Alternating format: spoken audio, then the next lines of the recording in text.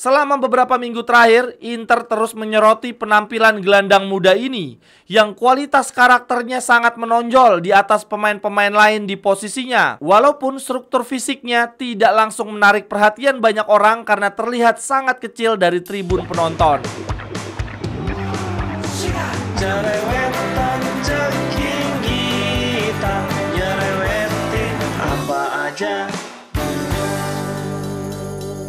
Teman-teman yang sedang kalian saksikan saat ini adalah Cerewetin Inter. Apa kabar teman-teman semua? Semoga dalam keadaan sehat. Selamat berhari Jumat teman-teman.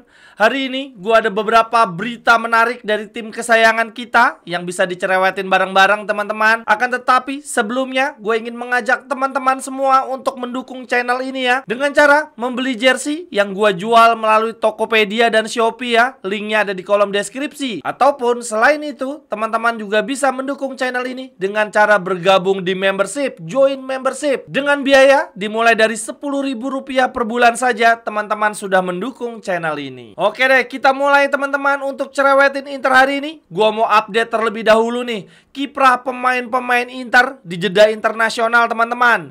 Yang pertama ada Peter Zielinski yang bermain penuh 90 menit ketika Polandia kalah 2-1 dari Skotlandia ya di Nation League. Di partai ini teman-teman, Zielinski mencetak 1 assist.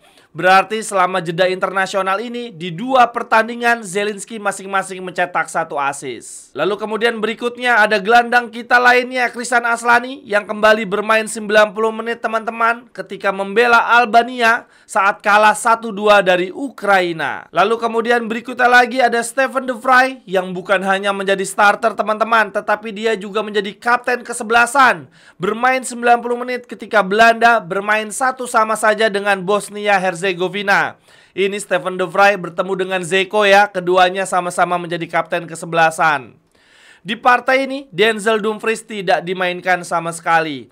Wah, syukurlah ini Dumfries jadinya ada waktu beristirahat ya teman-teman. Lalu kita pindah ke benua Amerika. Ada Lautaro Martinez yang bermain 81 menit untuk Argentina dan mencetak satu-satunya gol kemenangan saat Argentina menang 1-0 atas Peru di kualifikasi Piala Dunia 2026. Dan dengan gol tersebut teman-teman, Lautaro Martinez kini berada di peringkat 5 ya, daftar pencetak gol terbanyak Argentina sepanjang masa, sejajar dengan Diego Maradona. Gokil. Dan di jeda internasional kali ini, Lautaro Martinez selalu mencetak gol untuk Argentina. Di pertandingan sebelumnya ketika Argentina kalah dari Paraguay, Lautaro Martinez juga mencetak gol.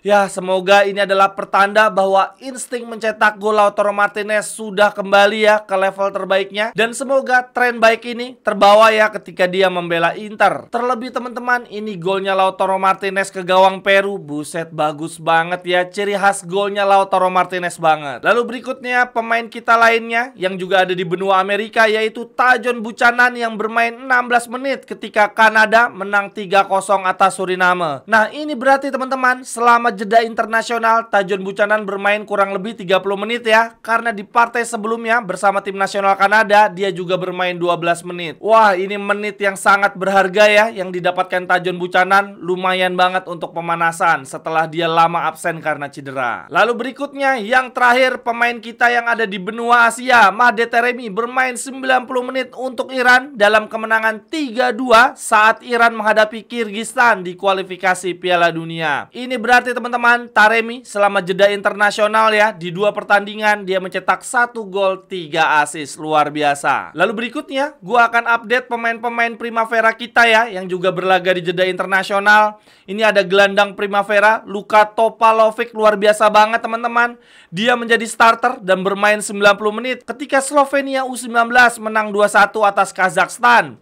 Topalovic, pemain berusia 18 tahun, mencetak kedua gol bagi tim nasionalnya. Keren. Lalu kemudian pemain muda kita yang sedang dipinjamkan, Francesco Pio Esposito, juga menjadi starter, bermain 74 menit untuk tim Italia U21 ketika bermain imbang 2 sama dengan Ukraina. Nah, ini Esposito mencetak gol kedua untuk tim nasional Italia U21. Ini Pio Esposito benar-benar lagi on fire teman-teman. Inter sedang bimbang ya. Ini gue baca di berbagai media. Apakah Pio Esposito di musim depan akan dipertahankan di skuad utama Inter atau dipinjamkan kembali? Tetapi kali ini untuk musim depan kemungkinan besar akan dipinjamkan ke klub Serie A ya. Atau ada opsi yang ketiga, yaitu Pio Esposito akan dimaksimalkan di skuad Inter U23 ya, yang bermain di Serie C. Dan bahkan saat ini, menurut La Gazzetta teman-teman, Luciano Spalletti juga sedang memantau Francisco Pio Esposito untuk bermain bersama skuad senior Italia. Lalu kemudian di pertandingan Italia U21 ini teman-teman, tadi kan gol kedua dicetak Pio Esposito ya.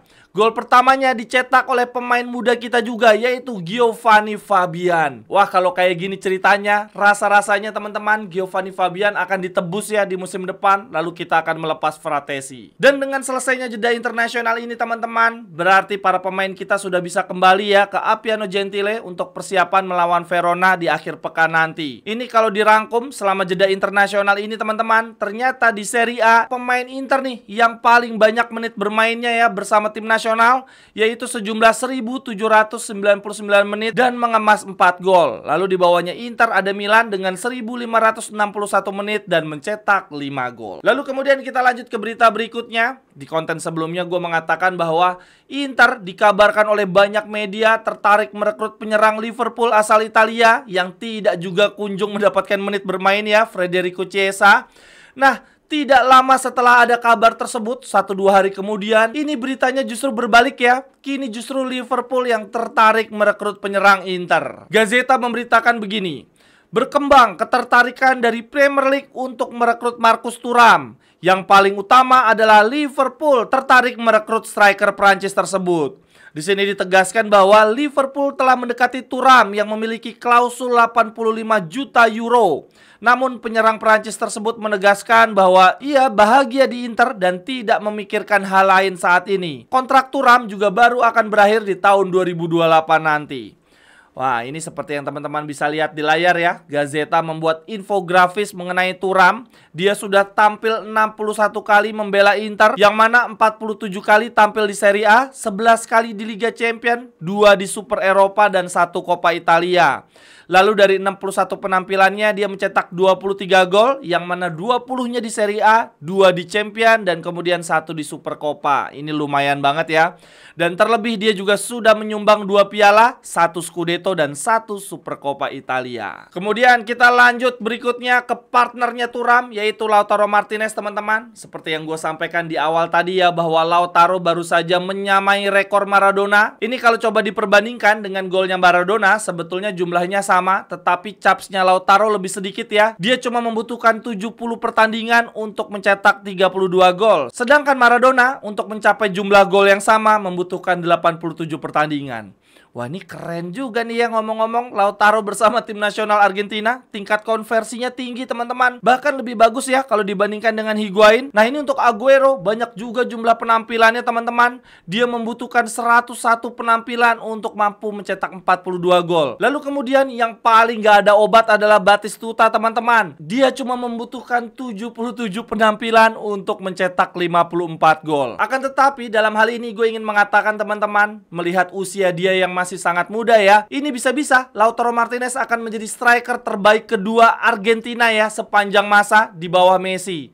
Mengingat usia dia yang masih sangat muda, rasa-rasanya Lautaro Martinez akan bisa nih menyamai rekor Batistuta. Dan kalau dipikir-pikir lagi teman-teman, Lautaro Martinez luar biasa ya. Dia baru 6 tahun membela tim nasional Argentina, tetapi sudah bisa menyumbang 1 Piala Dunia, 2 kali Copa America, 1 top skor ya di Copa America, dan sekarang berada di urutan kelima pencetak gol terbanyak sepanjang masa. Nah, kalau teman-teman setuju nggak pendapat gua tadi bahwa Lautaro sangat besar nih peluangnya untuk menjadi striker, bahkan pemain terbaik kedua Argentina sepanjang masa di bawahnya Messi. Lalu kemudian lanjut berita yang berikutnya lagi dari Hakan Çalhanoğlu teman-teman.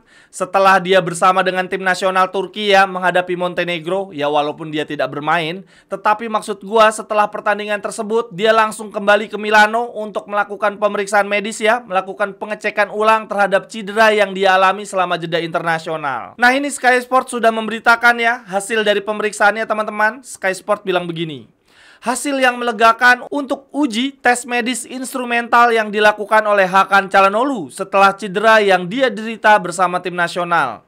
Gelandang sekaligus kapten tim nasional Turki tersebut tidak mengalami cedera otot, tetapi hanya sedikit ketegangan otot aduktor sebelah kiri. Pada sore hari nanti, ia akan berlatih secara terpisah, tetapi apabila di sesi latihan berikutnya dia bisa berlatih bersama tim, maka ada kemungkinan besar dia bisa berangkat bersama Inter untuk melawan Verona.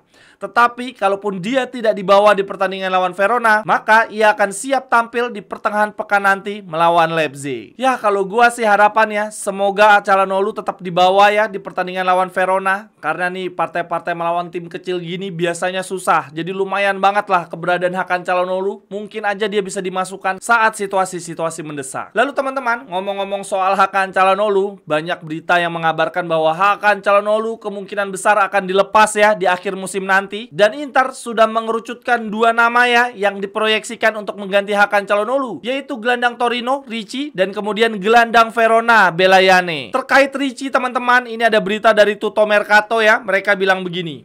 Milan saat ini berupaya untuk mendapatkan Ricci menjelang bursa transfer musim panas. Tetapi turut bersaing juga ada Inter dan juga Juventus. Dan terutama bagi Inter, apabila Hakan Calhanoglu hengkang, maka penjualannya pasti akan mendatangkan pendapatan besar yang bisa digunakan untuk membeli Ricci. Saat ini, menurut Tutto Mercato teman-teman, mulai berkembang rumor tentang perpisahan antara Inter dan Hakan Calhanoglu yang sebetulnya bisa saja terjadi di bursa transfer musim panas yang lalu. Wah, ini kayaknya bener sih Hakan Calhanoglu bakal dilepas ya teman-teman di akhir musim panas nanti. Bukan karena dia jelek, tapi gue lihat ini Hakan Calhanoglu mulai sering banget gampang cedera. Dan terlebih lagi Oktri sudah menegaskan ya, memerintahkan Marotta untuk mengurangi beban gaji. Jadi pasti ini ada satu pemain bintang yang kemungkinan besar akan dilepas. Lalu kemudian pemain lainnya yang diproyeksikan bisa menggantikan Calhanoglu yaitu Belayane, gelandang Verona teman-teman, yang di akhir pekan nanti akan kita hadapi ya. Waduh, gue jadi penasaran nih nonton permainannya Belayane gimana.